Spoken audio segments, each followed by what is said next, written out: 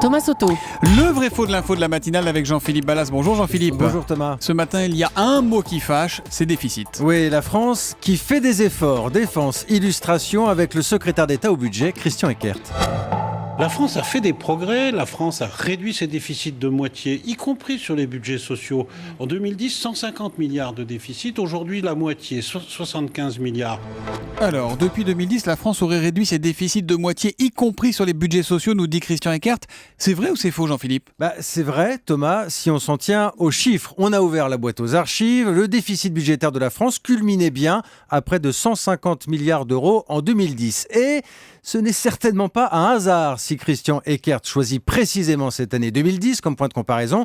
Nous avons regardé les courbes, notamment avec les données de l'Institut Montaigne. Et cette année 2010, elle a effectivement quelque chose d'historique dans le genre catastrophe nationale. Ce sont à l'époque les réminiscences de la crise, évidemment, les dépenses qui flambent, les recettes qui ne suivent pas. Le chômage a atteint la barre fatidique des 10%.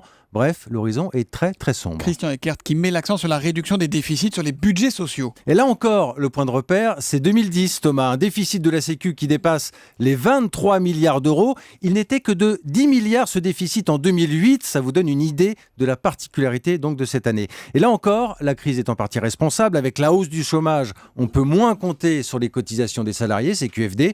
Il y a aussi des problèmes structurels relevés à l'époque par la Cour des comptes. Alors, pour tenter de contenir le déficit, il y a eu notamment le déremboursement de certains médicaments. Plusieurs gouvernements l'ont fait. Il y a eu aussi mécaniquement, je dirais, l'augmentation de la masse salariale. Malgré tout, personne ne vous dira aujourd'hui que la Sécu est tirée d'affaire puisque l'objectif d'un retour à l'équilibre a été repoussé au-delà de 2017. Alors, en résumé, oui, Thomas, Christian Eckert peut dire que la France a réduit ses déficits depuis 2010. Mais comme me le disait hier soir un économiste, on peut difficilement parler de progrès, plutôt de situations qu'on espère un peu moins pires. C'est mieux sur l'échelle du pire. Le vrai faux de l'info tous les matins avec Jean-Philippe Ballas, c'est après le journal de 7h30 sur Europe 1. À demain Jean-Philippe.